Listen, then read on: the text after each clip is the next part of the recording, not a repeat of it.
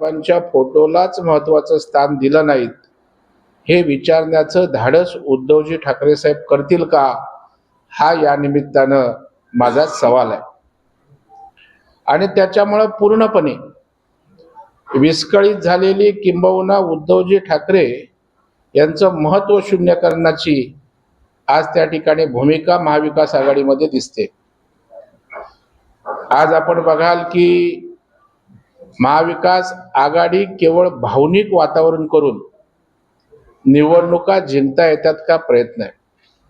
खोटी narrative set करणं, व्यक्तीच्या निराधार टीका करणं हाच त्या ठिकाणी त्यांच्या प्रचाराचा मुद्दा झालाय.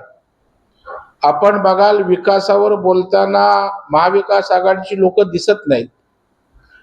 2.5 वर्षाच्या उद्धवजींच्या काळामध्ये तुम्ही काय केलं त्याचा लेखाजोखा आपण मांडत नाही. 2 वर्ष शिंदे साहेबांच्या, देवेंद्रजी दादांच्या नेतृत्वाखाली सरकार कसं अपयशी आहे हे आपण सांगू शकत नाही. कारण 2 वर्षाच्या कालावधीमध्ये गरिबाच्या कल्याणासाठी, सर्वसामान्यांसाठी अनेक लाभाच्या योजना आणल्या, सर्वसामान्यांना दिलासा देण्याचा प्रयत्न केला आणि विकासाच्या बाबतीत प्रकल्प असतील, इन्फ्रास्ट्रक्चर असेल, रस्ते असतील, सर्वांगीण विकास करण्याचा प्रयत्न आमच्या महायुती सरकारनं या ठिकाणी केला. आणि त्याच्यामुळे त्या ठिकाणी टीका करत असताना विकासाची भाषा महाविकास आघाडीकडून होत नाही. आपण बघाल लाडक्या बहिणींसारखी एक अत्यंत महत्वाकांक्षी योजना आज या राज्यात लागू झालं, ज्याचं देशात त्या ठिकाणी कौतुक होते. आणि त्यावेळेला या लाडक्या बहिणींच्या योजनेवर टीका केली. पहिलं सांगितलं पैसेच अकाउंटमध्ये येणार नाहीत, अकाउंटमध्ये पैसे आले. सांगितले नंतर पैसे येणार नाहीत, नंतर आले. अगदी 1 महिना ऍडव्हान्स पेमेंट माझ्या लाडक्या बहिणींच्या अकाउंटमध्ये गेलं. त्यावेळेला लाडक्या बहिणींच्या योजनेला विरोध आणि दुसऱ्या बाजूला आपले फोटो लावून कार्यालयात फॉर्म भरण्याचं काम पण सुरू होतं. त्याच वेळेला त्या ठिकाणी लाडक्या बहिणींच्या योजनेला पैसे कुठून आणणार म्हणून सुनील केदार आणि त्याचबरोबर नाना पटोलेंचे कार्यकर्ते कोर्टातही त्या ठिकाणी जातात. त्याच्यामुळे शेतकऱ्यांची काळजी मोदी शहासाहेब घेत आहेत. एवढंच नव्हे तर राज्य सरकार त्याच बरोबरीनं केंद्र आणि राज्य मिळून शेतकऱ्यांच्या मागे आज त्या ठिकाणी उभे आहेत. देवेंद्र फडणवीस साहेब या राज्याचे ऊर्जा मंत्री आहेत, पाटबंधारे मंत्री आहेत. रेकॉर्ड ब्रेक सुप्रमा देण्याचं काम झालं. उद्धवजी ठाकरे यांचं सरकार असताना सिंचन प्रकल्पांना केवळ 5 ते 6 सुप्रमा त्यांच्या कारकिर्दीत दिल्या गेल्या, ज्यावर जयंत पाटलांनी नाराजी व्यक्त केली होती. तत्कालीन पाटबंधारे मंत्री हे फाईल आमच्या पुढे सरकत नाहीत. परंतु देवेंद्र फडणवीस साहेबांनी 106 सिंचन प्रकल्पांना त्या ठिकाणी सुप्रमा दिल्या. राज्यातले अनेक सिंचनाचे प्रकल्प आज त्या ठिकाणी मार्गी लागतात. मग विदर्भातला वैनगंगा, पैनगंगा, नळगंगा प्रकल्प असेल, नारपार प्रकल्प उत्तर महाराष्ट्रातला असेल, मराठवाड्यातलं वॉटर ग्रीड आज त्या ठिकाणी कार्यान्वित होत आहे. कोकणातलं पाणी त्या ठिकाणी उचलून आणायचा विषय असेल. त्याच्यामुळे सांगलीसारख्या ठिकाणी पूर येतो तर ते पुराचं पाणी दुष्काळग्रस्त, अवर्षणग्रस्त भागात त्या ठिकाणी पाऊस कमी असतो तिकडं त्या ठिकाणी पाठवण्याचा विषय असेल. एक नियोजनबद्ध त्या ठिकाणी पाटबंधारे मंत्री म्हणून त्यांनी जसं जलयुक्त शिवार योजना राबवली, त्याचं पुढचं पाऊल त्यांनी पाटबंधारे मंत्रीने केलं. विजेच्या संदर्भात शेतकऱ्यांच्या कर्जमाफीच्या घोषणा आपण केल्या. साधं वीज बिल आपण माफ करू शकला नाही, परंतु शेतकऱ्यांच्या कृषी पंपाचं वीज बिल आमच्या ऊर्जा मंत्र्याने, आमच्या सरकारने त्या ठिकाणी माफ केलेलं आहे. आणि त्याच्यामुळं सर्व क्षेत्रात प्रामाणिकपणे महायुतीचं सरकार या ठिकाणी काम करताना दिसतंय. त्याचा परिणाम दिसतोय. लाडक्या बहिणींच्या झालं की लाडक्या भावांचं काय, लाडक्या भावांचं सुद्धा 10,000 रुपये त्यांना देण्याचा निर्णय प्रशिक्षणाच्या माध्यमातून आहे. बेरोजगारीच्या संदर्भात जी पंचसूत्री आम्ही जाहीर केली कोल्हापूरला, 10 आमची कलमं, त्याच्यामध्ये बेरोजगारांना रोजगार देण्याचा विषय आहे. त्या ठिकाणी शेतकऱ्यांचं जे सन्मानधन आहे ते वाढवण्याचा त्या ठिकाणी विषय आहे. महिला भगिनींचं सुद्धा त्या ठिकाणी 2100 रुपये देण्याचं त्या ठिकाणी मान्य केलं. त्यांनी वारेमाप घोषणा केल्यात, कारण त्यांना द्यायचं नाहीये काय, त्यांचं सरकार येणार नाही, परंतु काहीतरी निवडणुकीच्या तोंडावर फसवी आश्वासनं टाकली, घोषणा केल्या की महाराष्ट्रातील जनता त्या ठिकाणी भुलेल अशा प्रकारचा गोड गैरसमज या ठिकाणी महाविकास आघाडीचा आहे. तो पूर्णपणे या ठिकाणी महाराष्ट्रातील जनता त्या ठिकाणी त्यांचा गैरसमज दूर करणार आहे आणि महायुतीच्या समज दूर करणार आणि महायुतीच्या मागे ताकदीनं महाराष्ट्रातील जनता राहील यावर आमचा त्या ठिकाणी पूर्ण विश्वास आहे. आणि त्याच्यामुळे कितीही खोट्या प्रकारच्या त्या ठिकाणी घोषणा केल्या, आश्वासनं त्या ठिकाणी दिली, तरी मला वाटतं मगाशी शेतकऱ्यांच्या बाबतीत अमित शाह साहेबांचं बोललं, NCDCच्या मार्फत अनेक कारखान्यांना त्या ठिकाणी मदत झालेली आहे. त्याच्यामुळं शेतकरी असेल, कामगार असेल, युवा असेल, महिला असेल, ज्येष्ठ नागरिकांसाठी असेल, अगदी रिक्षावाला असेल, रिक्षावाल्यासाठी महामंडळ असेल, छोटे छोटे जे समाज आहेत, गरीब आहेत, त्या समाजांसाठी महामंडळ आणून त्यांच्या उत्कर्षाचं काम केलंय. अण्णासाहेब आर्थिक विकास महामंडळाच्या माध्यमातून 1,00,000च्या वर त्या ठिकाणी उद्योजकांना सहकार्य झालेलं आहे. सारथी असेल, सारथीच्या माध्यमातून ट्रेनिंग मोठ्या प्रमाणावर प्रशिक्षण दिलं गेलं आहे. शिष्यवृत्ती परदेशात शिकायला दिले. त्याच्यामुळे सर्व समाजातील घटकांना समाधान देण्याचं आणि विकासाची भूमिका या ठिकाणी आमच्या महायुतीनं घेतलेलं आहे. उत्तर देण्याचा प्रयत्न या निमित्तानं आहे. सन्माननीय उद्धवजी ठाकरे साहेब 25 वर्ष भारतीय जनता पार्टी सोबत राहून त्या ठिकाणी सत्ता उपभोगली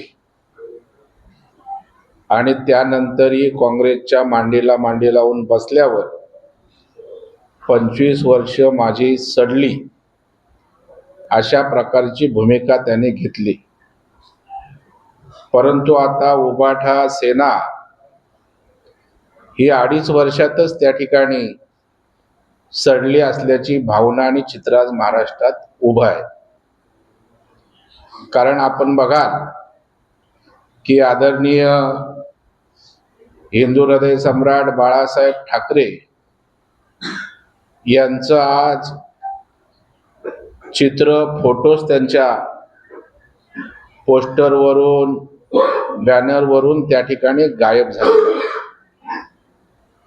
महाविकास आघाडीनं सर्व पक्षांनी एकत्रित येऊन पुढे जाण्याची धडपड केली, परंतु प्रत्येकाचं असली रूप या निमित्तानं पुढे येत आहे.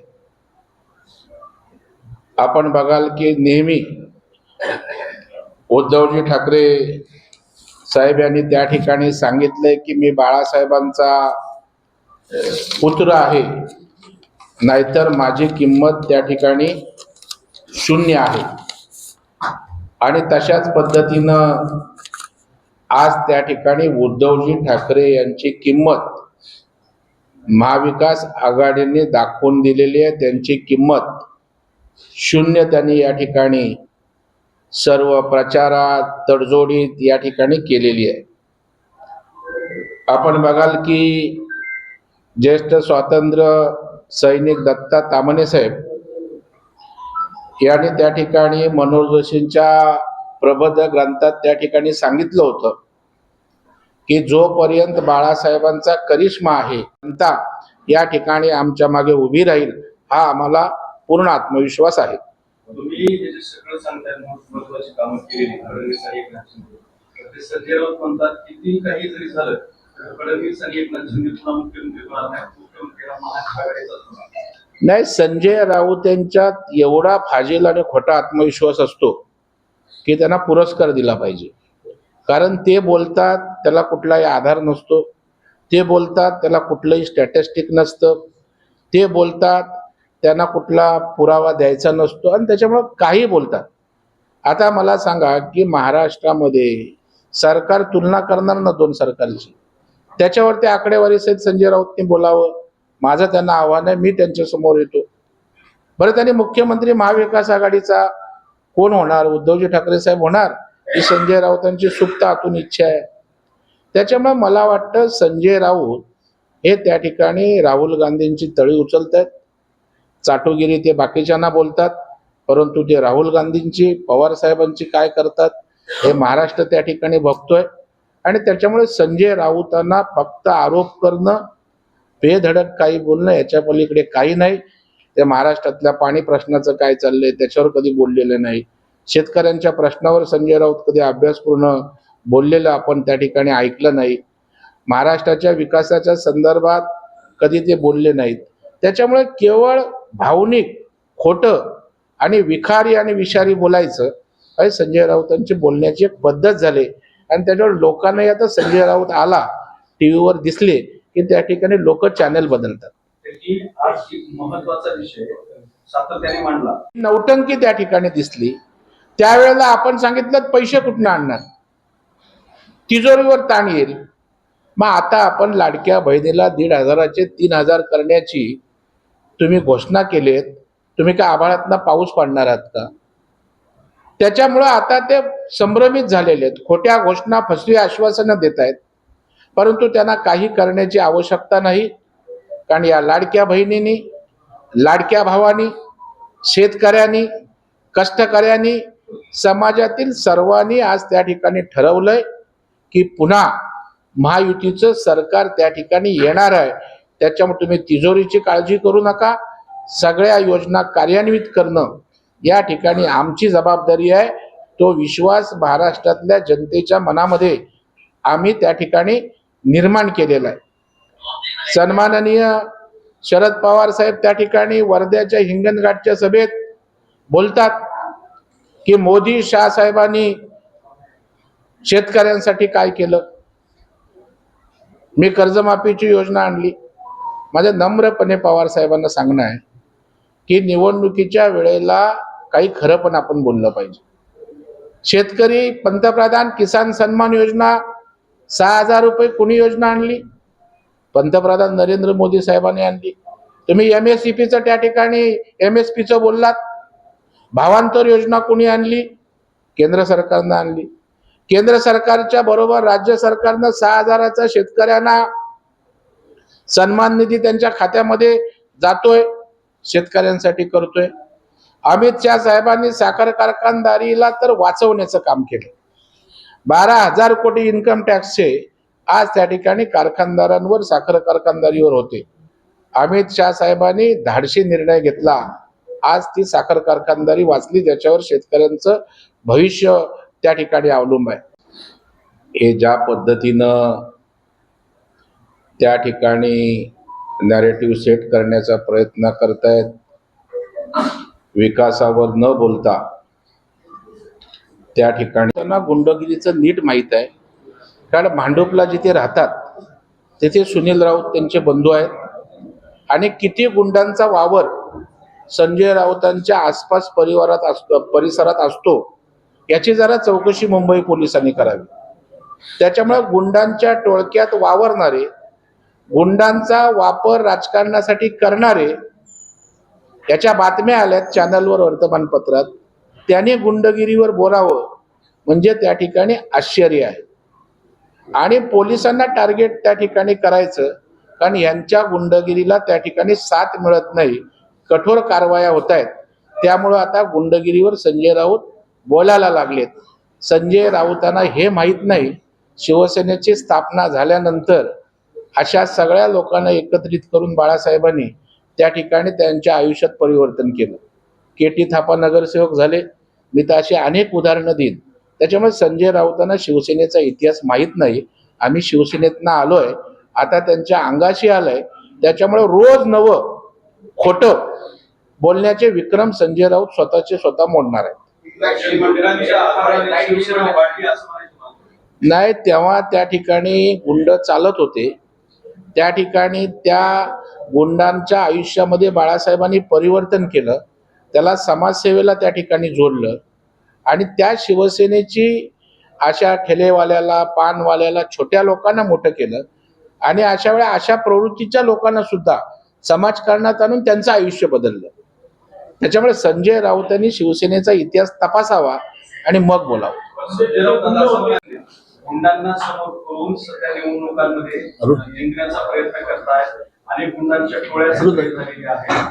प्रत्येक मतदारसंघाला पक्ष निरीक्षक नेमावा तसं गुंडांच्या टोळीचा एक प्रमुख नेमलेला आहे आणि त्याच्या माध्यमातून या निवडणुका जिंकण्याचा सुद्धा प्रयत्न आहे. जे लॉ अँड ऑर्डरचे अधिकारी आहेत चौधरी नावाचे, त्यांचं नाव घेऊन ते म्हणतात की माझ्याकडे या सगळ्या गुंडांची यादी आहे, मी त्यांना ते देऊ शकतो आणि हे सगळं गुंडांचं राज्य असं त्यांचा आरोप आहे. संजय राऊतांचा गुंडगिरी संदर्भात उत्तम अभ्यास आहे. याचं कारण संजय राऊतांच्या इथे किती गुंड त्यांना भेटत असतात ते. हॅलो, जनरेटर असतं जनरेटर चालू करतात. टीका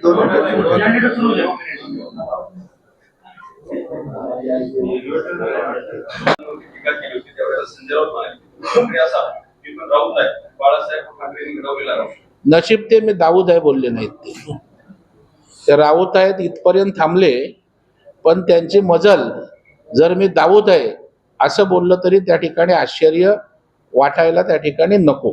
शिंदे आणि फडणवीस दोघेही भ्रष्टाचारी आहेत आणि त्यांना मागणी गृहमंत्री बनल्याच्या नंतर त्यांना चक्की पिसिंग करायला लावलं असं नाना पटोलेंचा आदेश होता. माझं जाहीर आव्हान आहे, केंद्र सरकारचे पंतप्रधान सहित कुठल्याही मंत्र्यावर केंद्राच्या 10 वर्षाच्या कालावधीतला भ्रष्टाचाराचं एक आरोप डाग मला सांगा. देवेंद्र फडणवीस साहेब या राज्याचे 5 वर्ष मुख्यमंत्री राहिलेत, उपमुख्यमंत्री आहेत, गृहमंत्री आहेत.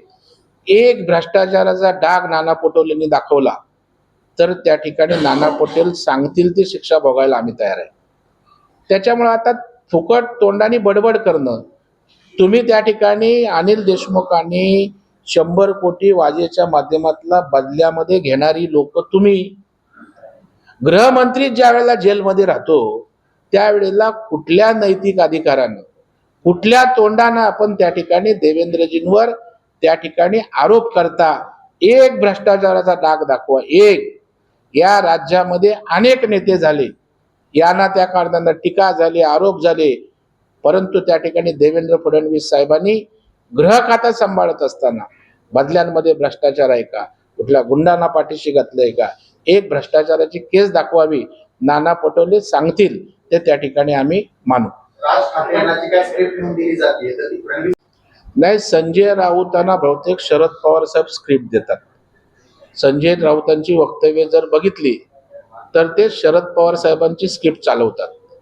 ती झाली की राहुल गांधी साहेबांची स्क्रिप्ट चालवतात आणि बाळासाहेबांची स्क्रिप्ट मातीत घालण्याचं काम संजय राऊतांनी या काँग्रेसच्या नादानं केलं आणि सोन्यासारख्या शिवसेनेची माती करण्याचं पाप, त्याचा शिल्पकार किंवा कारणीभूत कोण असेल तर ते संजय राऊत आहेत. आणि तो बाळासाहेबांचा विचार, ती स्क्रिप्ट वाचवण्याचं काम एकनाथरावजी शिंदे साहेब. त्यावर मी आता ओबीसीला विचारलं की असं पंतप्रधान म्हणाले, ओबीसी असं म्हणाले की इसका मतलब 10 साल से हम सेफ नहीं है. नाही, आता पंतप्रधान नरेंद्र मोदी साहेब हे देशासाठी काय करतायत. 10 वर्ष देश सुरक्षित आहे, बॉर्डरवर काय चाललंय ते आपण बघताय, संरक्षण खात्यात आपली ताकद बघताय आणि सुरक्षितता 10 वर्षाची आपण देशाची बघताय. त्यामुळे जे लोक फक्त वात्रट बाष्पळ बोलून वातावरण त्या ठिकाणी समाजात तेढ निर्माण करून लांगुल चालन करून विशिष्ट समाजाची मतं घेणारे, त्यांना अशा प्रकारे वक्तव्य केली नाहीत, भडकाऊ बोलले नाहीत तर त्या ठिकाणी त्यांचं दुकान चालणार नाही. हा देश मोदी साहेबांच्या हात सुरक्षित आहे. म्हणून 5 वर्षानंतर पुन्हा मोदी साहेबांना लोकांनी सत्ता दिली. पुन्हा तिसऱ्यांदा सुद्धा मोदी साहेबांच्या नेतृत्वाखालीच या देशाच्या सुरक्षिततेसाठी आणि विकासासाठी मोदी साहेबांना त्या ठिकाणी समर्थन दिलं. ओवेसी असेच बरळत त्या ठिकाणी राहणार आणि आपलं राजकारण करत राहणार. हे सर्व मराठा समाजाच्या नेत्यांनी या ठिकाणी पत्रकार परिषद मराठवाड्याच्या राजधानीत केल्या. मग याचा आणि जरांगे यांच्या आंदोलनाचा काही संबंध आहे? प्रभाव कमी करण्यासाठी खास करून एका विशिष्ट समाजातील लोक इथं पत्रकार परिषद घेत आहेत का एका विशेष पक्षात? अजिबात अर्थार्थी त्याचा संबंध नाही. आपण आता बोलताय म्हणून मला कळलं की दानवे साहेबांची पत्रकार परिषद झाली, अशोक चव्हाण साहेबांची झाली. तो केवळ योगायोग असेल असं विशिष्ट समाजासाठी म्हणून पत्रकार परिषदेचं प्रयोजन नाही. एक आहे, या निमित्तानं आमची बाजू तुमच्या माध्यमातून मराठवाड्यातल्या मराठा समाजासमोर नीट गेली तर निश्चितपणे त्यांच्या मनामध्ये काही संभ्रम असतील, किंतु परंतु असतील, ते त्या ठिकाणी कमी व्हायला मदतच होईल. साहेब, लाडक्या बहीण योजने शेवटचे शेवटचं. मोठ्या प्रमाणात होत आहेत. मात्र जर आपण राज्यभरात महिला उमेदवारांची जर आकडेवारी पाहिली तर 4120 एकूण उमेदवार आहेत, त्यावर फक्त 359 महिला उमेदवार आहेत महाराष्ट्रामध्ये. त्यामध्ये का महिलांना, लाडक्या बहिणींना प्राधान्य देण्यात तुम्ही भारतीय जनता पार्टीची उमेदवारांची जर यादी काढलीत तर सर्वाधिक महिलांना प्राधान्य देण्याचं काम भारतीय जनता पार्टीने केलेलं आहे. शेवटचं आपले भगवंत शांताजी कृष्ण बम यांच्या पक्षादरम्यान त्यांना त्यांच्या विकासामध्ये कार्यकर्त्यांकडून एका तरुणाला मारहाण करण्यात आली. नाही, मला वाटतं असा कुठे प्रसंग झाला असेल, मला त्याची कल्पना नाही. परंतु मला वाटतं प्रशांत बम यांचं काम, मी तर म्हणेन महाराष्ट्रामध्ये काही उत्तम मतदारसंघामध्ये थेट जनतेला संपर्क आणि विकासासाठी प्रचंड निधी आणणारा, विकासकाम करणारा तो आमदार आहे. आता कुठे काय झालं कार्यकर्त्यांची मला कल्पना नाही, पण असं होणार नाही. होत असेल तर आमचे कार्यकर्ते दखल घेतील. चलो, थँक्यू. नाही, जर समाजामध्ये तुम्ही भिंती उभ्या करत असाल, जर राहुल गांधी त्या ठिकाणी ओबीसीच्या असणाऱ्या जातीमध्ये विभाजन करू शकत असेल, आदिवासींच्या उपजाती पोटजाती करून जर त्या ठिकाणी सेपरेशन करत असेल, हिंदू समाजामध्ये त्या ठिकाणी सेपरेशन होत असेल, तरी सगळ्या समुदायांनाही जर एक आला तर या ठिकाणी ही हिंदुत्वाची विचारधारा, जर विशिष्ट समुदाय आपल्यासाठी त्या ठिकाणी एक होत असतील, तर या देशासाठी राष्ट्रवादी त्या ठिकाणी हिंदुत्ववादी विचारानं एक व्हावं तर देश सुरक्षित राहील अशा प्रकारची भूमिका घेतली तर त्याचं स्वागतच आहे. हा देशाच्या एकात्मतेसाठी एक आहे, तो सेफ आहे. आपण सगळ्यांनी एकत्रित राहण्याची आवश्यकता आहे. ज्या आधारे आपल्या एकीच्या आधारे देश सुरक्षित राहील, ही त्यामागची भूमिका आहे.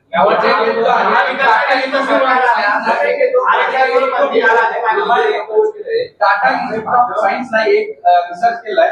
त्या रिसर्च मध्ये असं आहे की मुंबईमध्ये बांगलादेशी आणि रोहिंग्यांची संख्या वाढलेली आहे.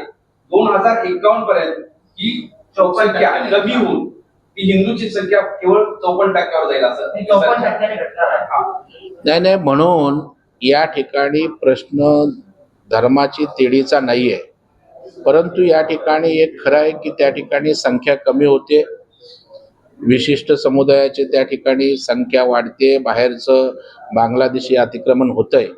आणि मला वाटते सर्व ठीक करण्याची क्षमता पंतप्रधान नरेंद्र मोदी साहेबांच्याच नेतृत्वात आहे. आणि त्याकरता महाराष्ट्रात पण तशा प्रकारचं धाडसी नेतृत्वाची आवश्यकता आहे. कारण एकमेकांना त्या ठिकाणी, एक मिनिट ना माझं पूर्ण, त्यामुळे अशा प्रकारचं नेभळट कुठलं नेतृत्व या ठिकाणी आपली सुरक्षितता करू शकत नाही, या गोष्टी थांबवू शकत नाही. आणि म्हणूनच महायुतीचं सरकार या ठिकाणी आलं, केंद्र आणि राज्य मिळून या सगळ्या गोष्टींवर नियंत्रण निश्चितपणे आणतील. नाही, गृह मंत्रालय काय करतंय हे अनेकदा त्या ठिकाणी सांगितलेलं आहे की देवेंद्र फडणवीस यांच्या नेतृत्वाखाली त्या ठिकाणी अनेक अशा प्रकारच्या गोष्टींना लगाव घालण्यासाठी प्रशासनानं गृह खात्याने भूमिका घेतली. आता आकडेवारी मी आणलेली नाही, त्या ठिकाणी जे NCBचा रिपोर्ट असतो त्या आधारे सुद्धा या ठिकाणी या सगळ्या गोष्टी नियंत्रित करण्याचं काम देवेंद्रजींच्या गृहमंत्र्याच्या कालावधीमध्ये त्या ठिकाणी झालेलं आहे. आणि त्याच्यामुळे कुठलीही गोष्ट झाली की गृहमंत्री काय करतोय, मला वाटतं त्यांच्या गृहमंत्र्यांनी काय केलं जर एकदा आरशात त्या ठिकाणी त्यांनी चेहरा आपला बघून सांगावं.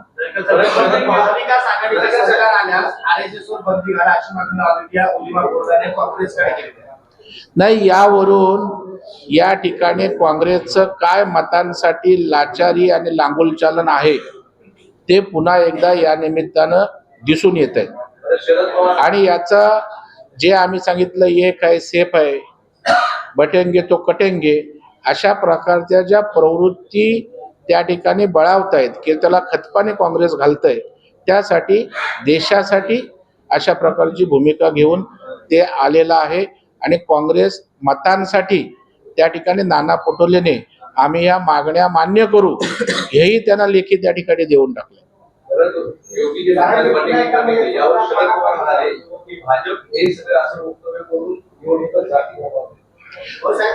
या राज्यामध्ये जाती धर्माच्या आधारे किंवा जातीवर राजकारण कुणी केलं या महाराष्ट्राला नीट माहीत आहे.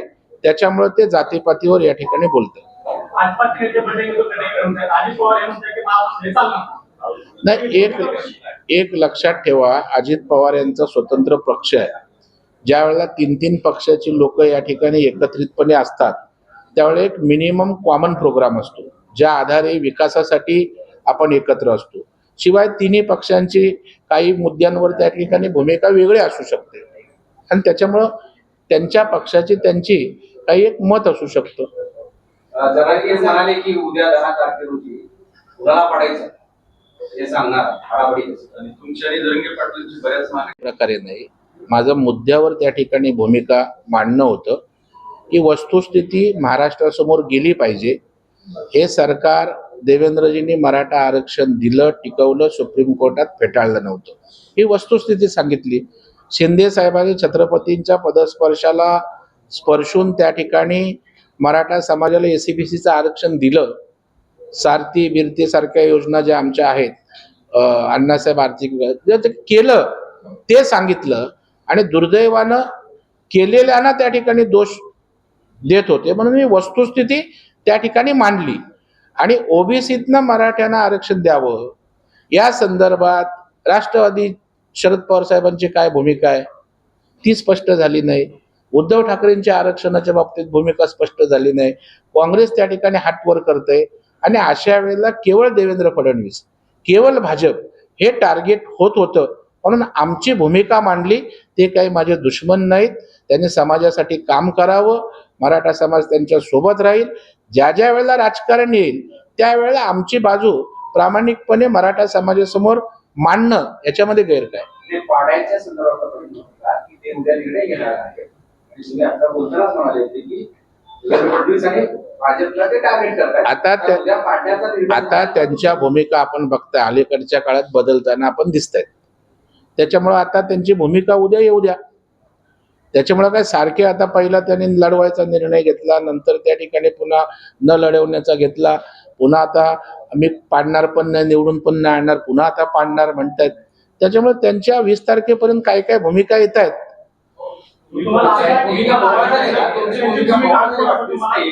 तुमची भूमिका मोबाईल झाली दिसते कारण तुम्ही ज्या आक्रमकतेला आम्ही मुद्दामहून आक्रमक व्हायचं काहीच कारण नाही. आमचे मी तुम्हाला अत्यंत स्पष्टपणे सांगतो, ज्या वेळेला भाजपला टार्गेट होतं, देवेंद्र फडणवीस साहेबांना टार्गेट होतं कारण नसताना, त्यावेळेला देवेंद्रजींनी काय केलं, भाजपने किंवा आमच्या सरकारने काय केलं, ही भूमिका मांडणं म्हणजे आक्रमकपणा आपण म्हणत असाल तर ते चुकीचं आहे. आणि विनाकारण समोरून काहीच नसताना आम्ही आक्रमक होण्याचं कारण नाही. चुकीचं जर त्या ठिकाणी महायुतीच्या बाबतीत महाविकास आघाडीला त्या ठिकाणी बाजूला ठेवून किंवा त्यांना त्या ठिकाणी सेफ ठेवून होत असेल तर आम्ही भूमिका मांडणं याला आक्रमकपणा म्हणत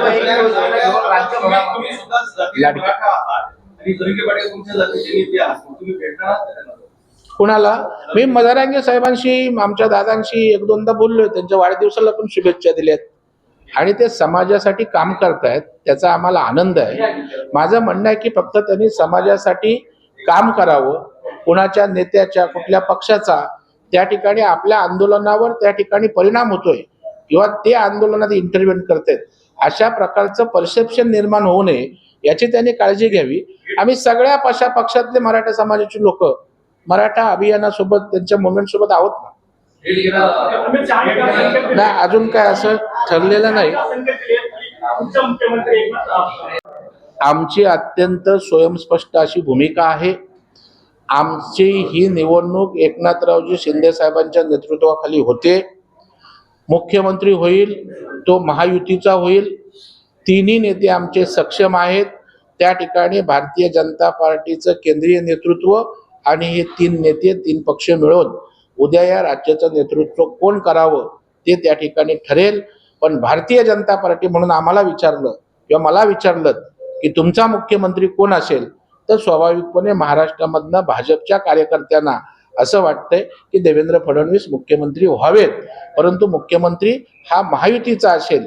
भाजपचा मुख्यमंत्री व्हायची वेळ येईल त्यावेळेला त्या ठिकाणी देवेंद्र फडणवीस असतील. मराठवाड्याच्या राजधानीमध्ये ही आपली चौथी पत्रकार परिषद आहे आणि जरांगेचा पण विषय मगापासून सुरू आहे. तर चौथा हे आपण जे नेते आहात ते एका समाजाचे आहात, म्हणजे